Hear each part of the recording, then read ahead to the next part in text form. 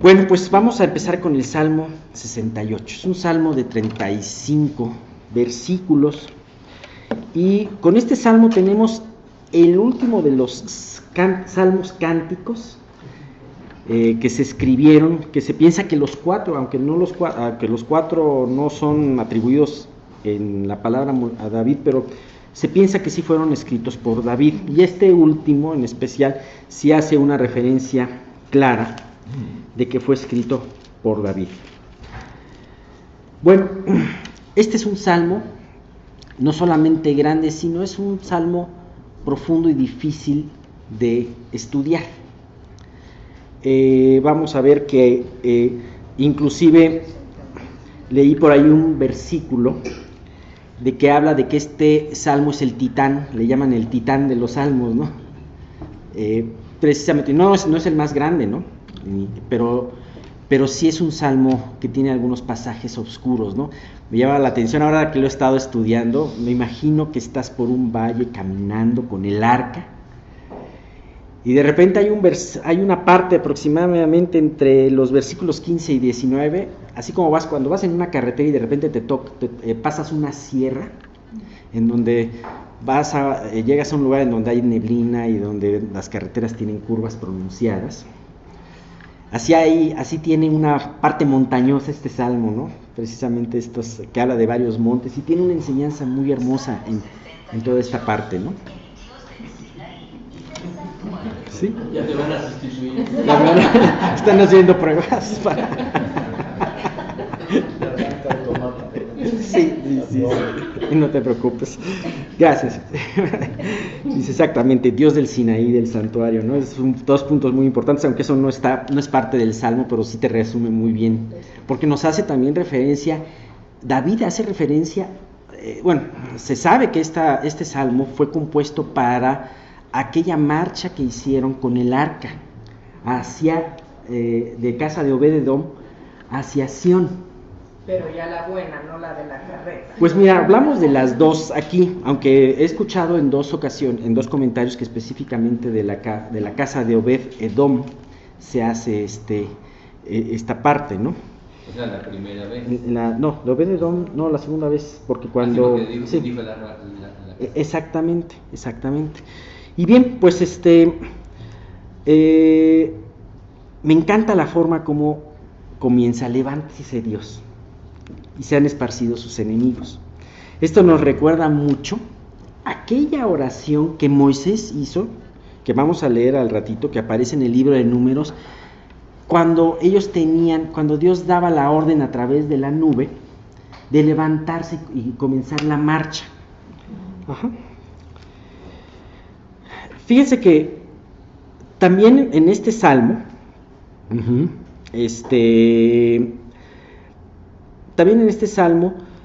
David utiliza varios numerosos nombres de Dios. Por ejemplo, en la versión en inglés nada más se utiliza Dios y Señor, me parece, y también en la versión español se utilizan Dios, Señor y pero no me acuerdo si Jehová también. Pero resulta que en el original hebreo se utilizan 6 nombres para Dios. Está bien interesante. Por ejemplo, se utiliza Él. En los versículos 19 y 20 se llama a Dios como Él, y hemos visto que es uno de los nombres más antiguos de Dios, y que aparece que es un nombre que aparece en varios vocablos semíticos como es el arameo y el hebreo, y tiene relación hablando con alguien muy poderoso, con alguien muy fuerte, poder, fuerza, ¿no? Se habla también, y es donde de los términos que más se utiliza para Dios en este salmo es Elohim. Elohim, que se utiliza versículos 1, 2, 3 en estos 3 primeros versículos y en otros tantos. Y acuérdense que Elohim es el plural de Él. Y no es que sea dioses, sea al plural de Dios, sino cuando en el idioma hebreo, cuando se quería hacer algo muy grande o único o especial, se utilizaba el modo plural. Por ejemplo, no es lo mismo un poco de agua que cuando es una gran extensión de agua. En hebreo se le llama aguas, ¿no? Muchas aguas, ¿no? Lo mismo pasa con otro término que se le da a Dios, que es Adonai. También aparece en el versículo 11. Adonai viene es la parte plural del singular Adón. Adón se le utilizaba para hablarse de un señor, un señorío, pero un señor humano. Adonai es el Señor de señores, es un Señor que sobrepasa a todos los señores, ¿no? También se utiliza en el versículo 14 Shaddai, Shaddai, que quiere decir todopoderoso o omnipotente. Y desde luego vamos a ver que se utiliza el nombre de Jehová también, que es el versículo 26, en algunos versículos se utiliza Jehová. Jehová es el nombre con que más se refiere el Antiguo Testamento a Dios, es el nombre en el que Dios se dio a conocer a su pueblo. Así que es un salmo muy dedicado para su pueblo. No solamente habla del Dios poderoso, del Dios omnipotente, sino que es un Dios en el que solamente a su pueblo se le dio a conocer. Estábamos estudiando en los nombres de Dios, que probablemente Jehová viene del hebreo, no se pronuncia así porque son puras consonantes, y realmente es más exacto el nombre de Yahweh, pero porque Yahweh tiene vocales, ¿no?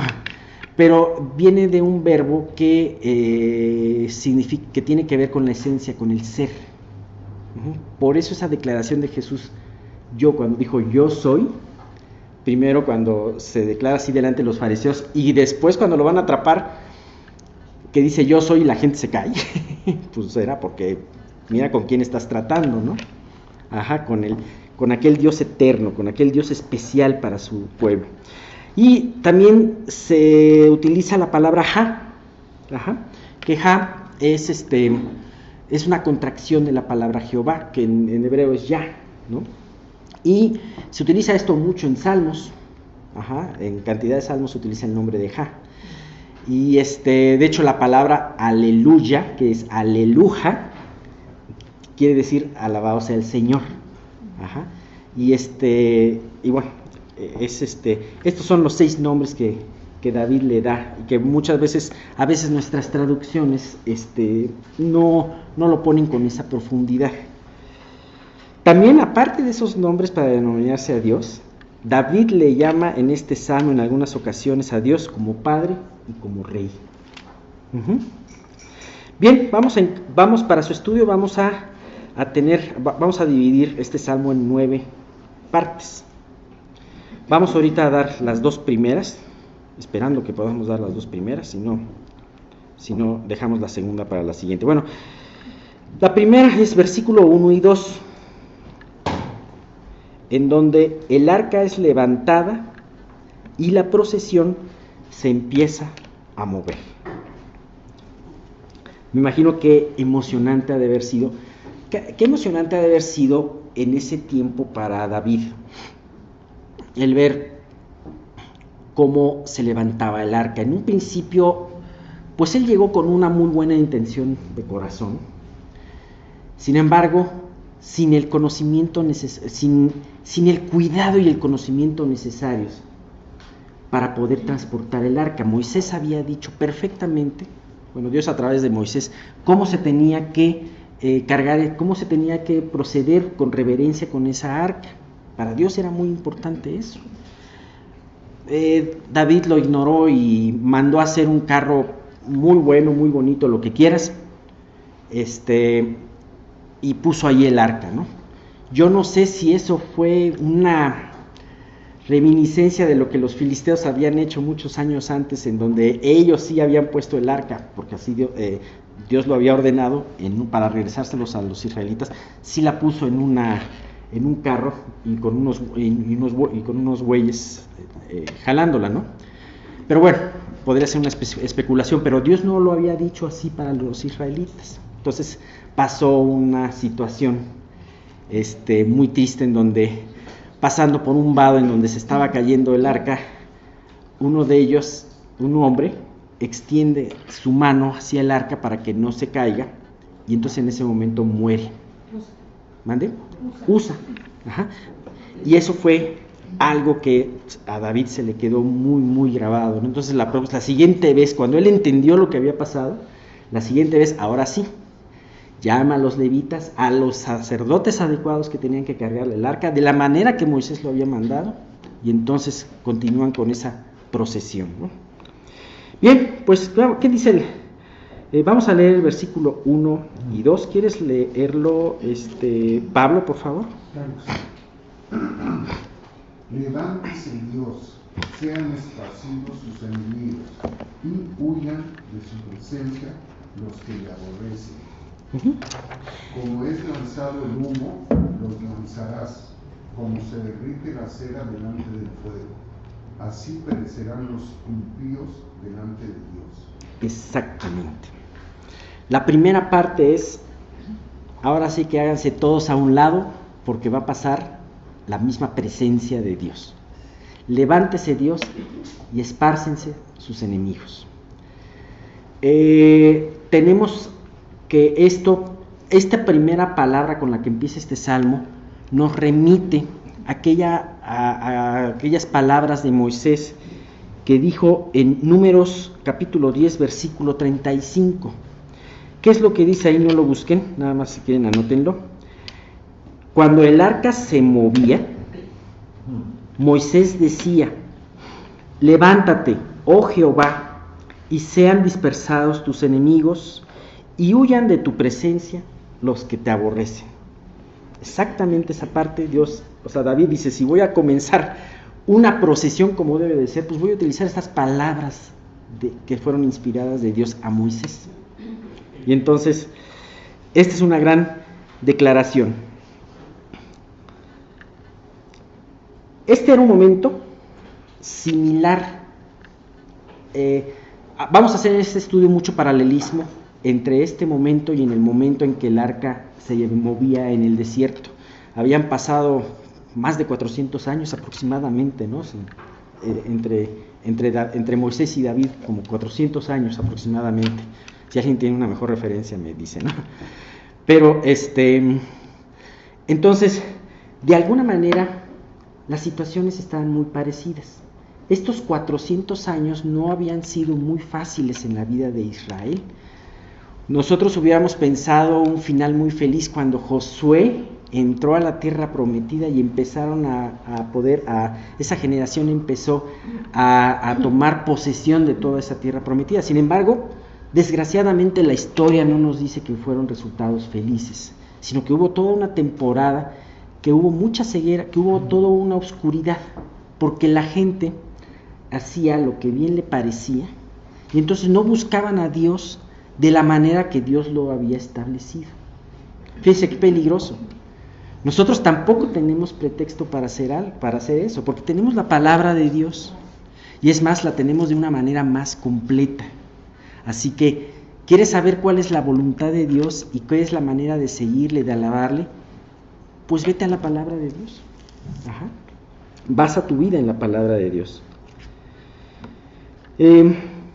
Vemos cómo la nube, Dios guiaba a Moisés y al pueblo a través de la nube. Cuando la nube se levantaba, el pueblo se movía. Cuando la nube se detenía, el pueblo acampaba. Y podía ser en la mañana, en la tarde, inclusive había ocasiones en que la nube se movía de noche y el pueblo tenía que agarrar todas sus cosas e irse con la nube en el desierto en la noche. Dice Números 9:21, cuando la nube se detenía desde la tarde hasta la mañana, o cuando a la mañana la nube se levantaba, ellos partían, o si había estado un día y a la noche la nube se levantaba, entonces partían, ¿no? Entonces, de la misma manera que Moisés era movido por esa nube, así de la misma manera Dios puso en el corazón de David mover el arca.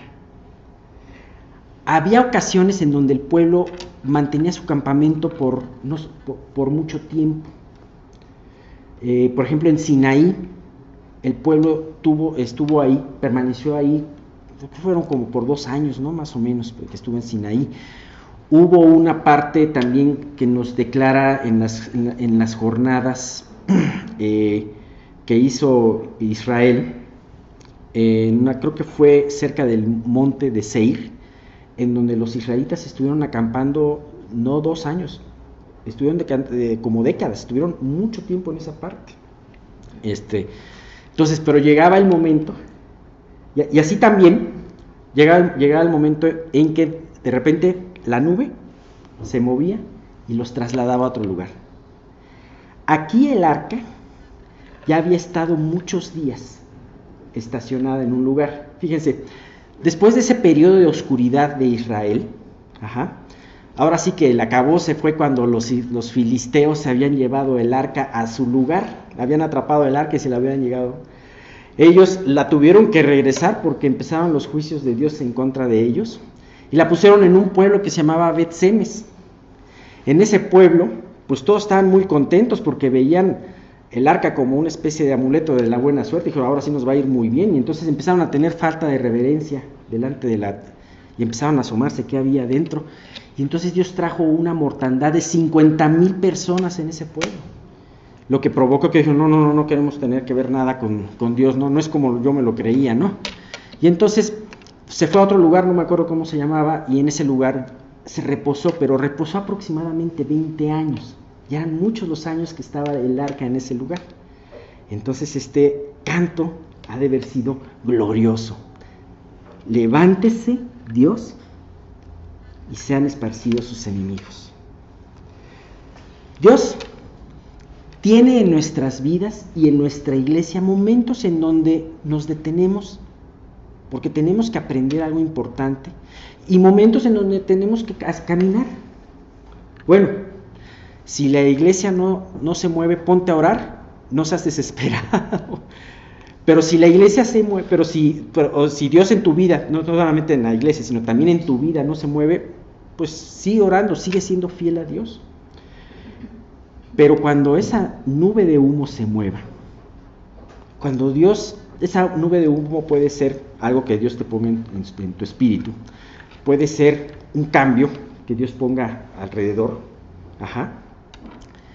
entonces muévete con Él, y muévete con esa seguridad que Dios da y que dice, sean esparcidos tus enemigos. En esos, perdón. Hay un interludio ahí importante.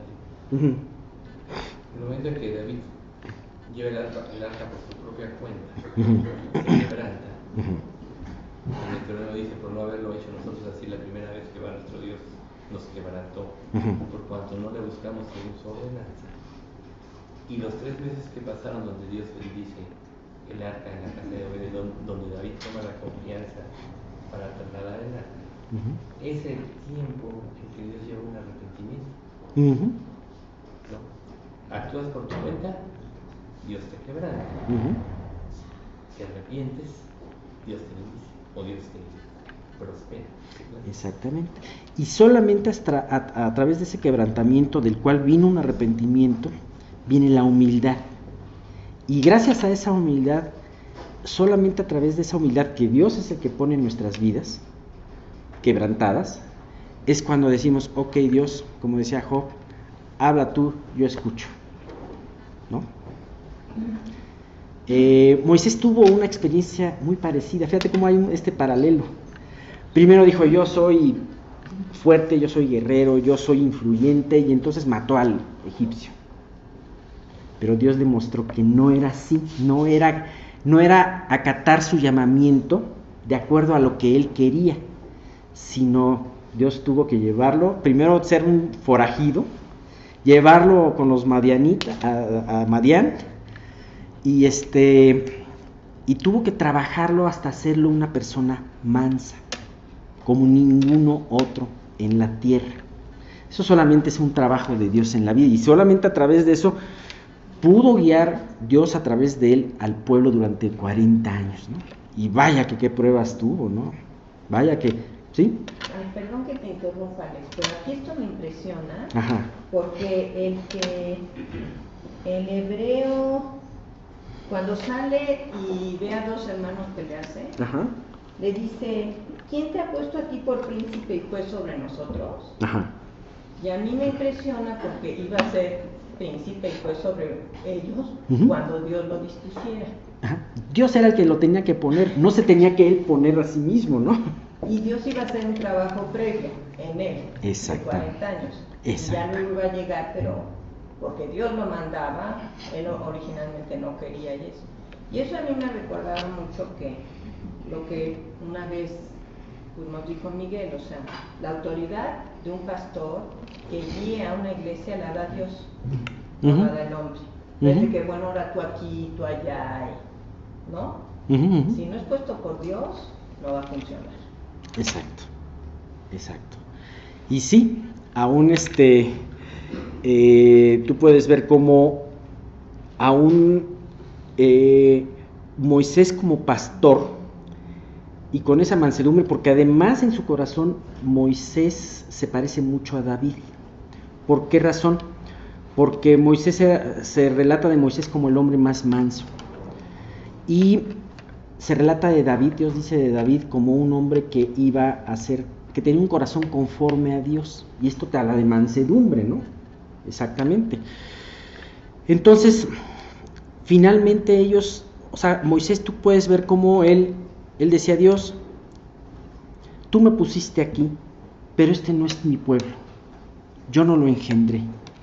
Yo tengo que darte cuentas de esto. Siempre Moisés vio a ese rebaño como un rebaño de Dios al cual él había tenido el privilegio de cuidar, el llamamiento de cuidarlo, ¿no?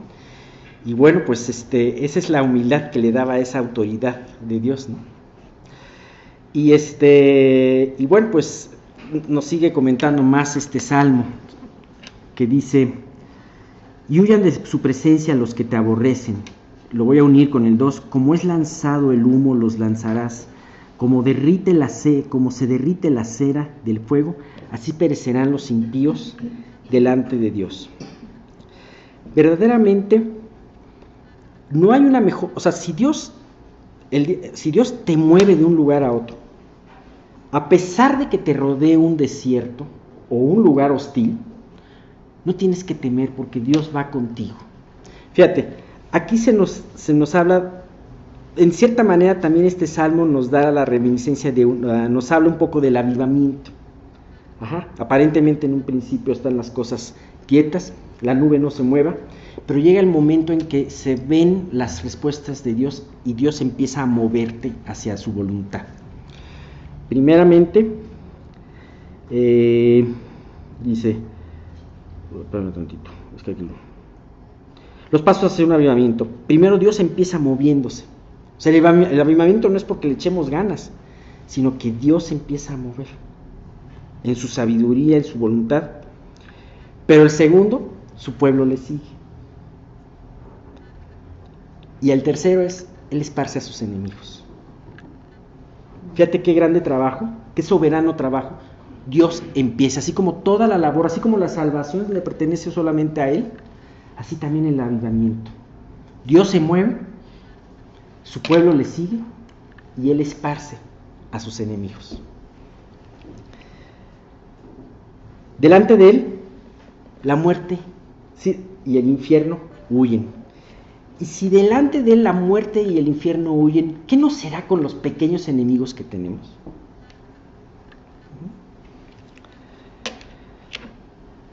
Hay de todos aquellos que el día de hoy levantan sus rostros altivos y llenan sus bocas de blasfemias en contra del Dios Santo. Aquellos también que tratan de ocultar su pecado y calmar su conciencia tratando de negar la existencia del Dios que hizo todas las cosas.